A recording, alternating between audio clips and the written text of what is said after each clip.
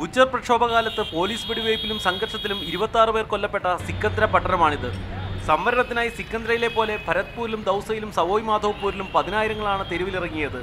പ്രക്ഷോഭശേഷം നടന്ന തിരഞ്ഞെടുപ്പിൽ കോൺഗ്രസിനെ പിന്തുണച്ചെത്തിയ ഗുജ്ജറുകളുടെ ജീവിതം കഴിഞ്ഞ 5 വർഷത്തിനുള്ളിലും മെച്ചപ്പെട്ടിട്ടില്ല എന്നതാണ് ഗുജ്ജർ ഗ്രാമങ്ങൾ സാക്ഷ്യപ്പെടുത്തുന്നത്. സംവരണത്തിനായി ഗുജ്ജറുകൾ രംഗത്തിറങ്ങിയപ്പോൾ അതിനെതിരായി മീണ വിഭാഗക്കാരെ സംഘടിപ്പിച്ച കിരോട്ട്ലാൽ മീണയും ഈ തിരഞ്ഞെടുപ്പിൽ സജീവമായി രംഗത്തുണ്ട്. मांग मजबूत है कि 5% आरक्षण जब तक हमको कोई पार्टी फेवरमेंट नहीं करेगी तब तक ये लोग अभी असपंज में न कांग्रेस को वोट देना चाह रहे हैं, न भारतीय जनता पार्टी को वोट देना चाह रहे हैं, न अन्य किसी दल को सहमत है. കഴിഞ്ഞ തവണത്തെ ഗുജ്ജർ പ്രക്ഷോഭം നയിച്ച കിരോഡ് സിംഗ് ബെയിൻസ്ല ഇപ്പോൾ സജീവമല്ല. സംവരണ സമരത്തിന്റെ പ്രസക്തി ഇല്ലാതായി എന്നാണ് പൊതുവെയുള്ള വിലയിരുത്തലും. പക്ഷേ തിരഞ്ഞെടുപ്പ് എടുക്കുമ്പോൾ വാഗ്ദാന ലംഘനത്തിനെതിരായ വികാരം ഇവർക്കിടയിൽ ഉയരുന്നുണ്ട്.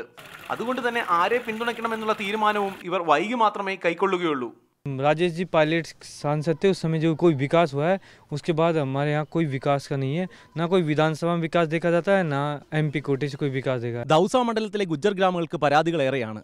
എങ്കിലും അവർ അടുത്ത തെരഞ്ഞെടുപ്പിനായി കാത്തിരിക്കുന്നു, ബാലറ്റിലൂടെ മറുപടി പറയാൻ. ദൂൽക്കോട്ട് ഗ്രാമത്തിൽ നിന്നും ക്യാമറാമാൻ ഹരി ബി നായർക്കൊപ്പം D ശ്രീജിത്ത്, മീഡിയ 1.